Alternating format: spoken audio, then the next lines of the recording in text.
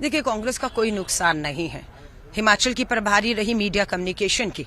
आम आदमी पार्टी भाजपा की बी टीम बिल्कुल वहां गई, लोगों ने खदेड़ दिया वहां से। सीधा मुकाबला भाजपा और कांग्रेस में रहा। नतीजे आपके सामने हैं।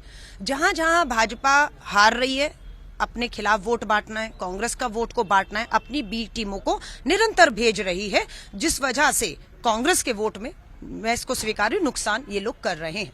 लेकिन अब हम किस तरह से हिमाचल की जीत से हमें सबक लेते हुए, क्या रणनीति हमने हिमाचल में अपनाई, क्या रणनीति हमने गुजरात में आई, किस तरीके से दोनों के ऊपर अब पार्टी मंथन करेगी और हम यहीं से आगे का रास्ता तय करेंगे। नहीं, हिमाचल में तो देखिए आंकलन यही था, 38, 40 और 42 के बीच में रहेंगे और मुझे है कि हम लोग 40 बहुमत का आंकड़े से आगे निकल चुके हैं। बहुमत की स्थिर सरकार हम बनाने जा रहे हैं और अपने वायदे जो 10 गारंटी है उसको लागू करेंगे। गुजरात से मैं गई नहीं, लेकिन मुझे उम्मीद नहीं थी कि गुजरात में हमारा इस तरह का प्रदर्शन रहेगा। लेकिन जो लोग गए, स्वाभाविक है वो अपनी रिपोर्ट हाईकमान अध्यक्ष जी को सौंपेंगे और उस पर विचार होगा कि कहां हमसे क्या रहा जो हमें आगे देखना है। अच्छी बात है, दावेदारी ना होना एक चिंता हो सकती है।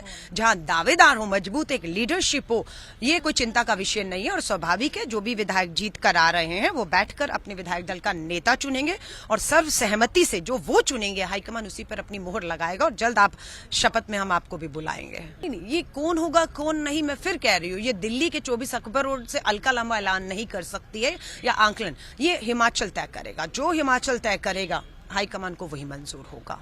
बहुमत को खतरा किससे है, मैं पूछना चाहती हूँ। मुख्यमंत्री जयराम ठाकुर जी की बात कर रहे हैं, बहुमत को बचाने की बात कर रहे हैं, तो खतरा किनसे ये भी बता दे, और क्यों खतरा है ये भी बता दीजिए। क्यों भाजपा अपनी हार को स्वीकार नहीं करती है, मैं समझ नहीं पा रही हूँ। लोकतंत्र का फैसला है, सर माथे पर लीजिए। गुजरात का फैसले को सर माथे पर ले रहे हैं, दिल्ली नगर निगम सर माथे पर ले रहे हैं। हिमाचल की हार को भाजपा स्वीकार क्यों नहीं कर पा रही है?